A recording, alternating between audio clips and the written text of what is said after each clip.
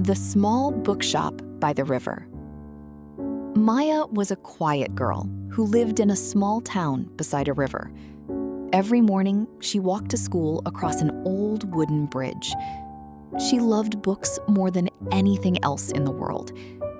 When other children played games, Maya sat under a tree and read stories about brave heroes, magic forests, and faraway cities.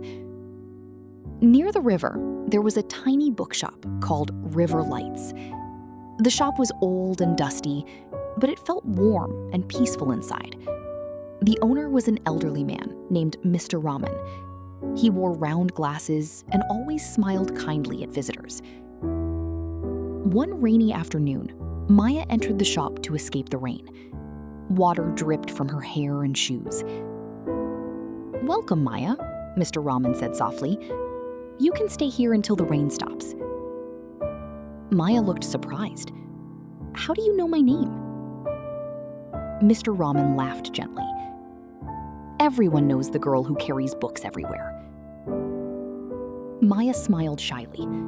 She walked between the tall shelves and touched the colorful book covers. Suddenly, she noticed a small blue book hidden behind a pile of newspapers. The title was "The Secret of the Silver Key." "This looks interesting," Maya said. Mr. Raman became quiet for a moment.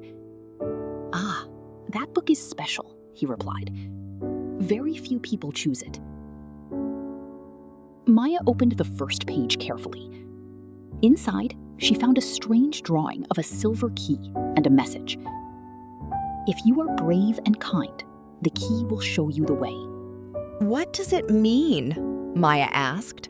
Mr. Raman smiled mysteriously. "Perhaps you will discover the answer." That night, Maya could not stop thinking about the book. The next afternoon, she returned to the shop and continued reading.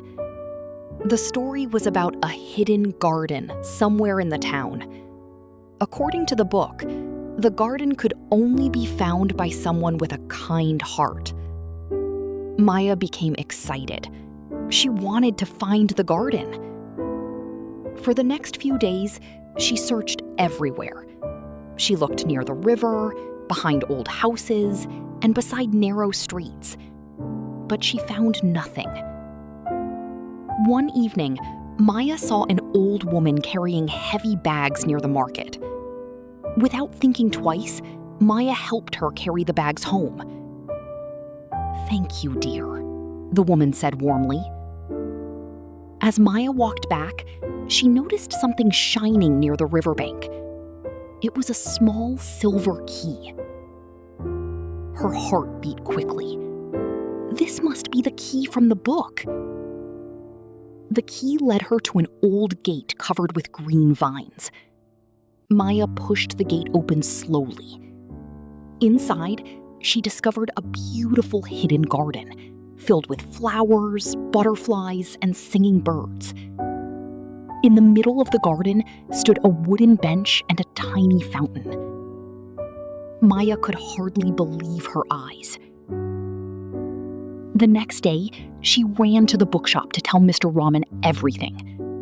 But when she arrived, the shop was closed. A sign on the door read, "Thank you, Maya. The garden now belongs to someone truly kind." Maya never saw Mr. Raman again, but she visited the secret garden often. There, under the bright sky and beside the sweet-smelling flowers, she continued reading books and dreaming about wonderful adventures.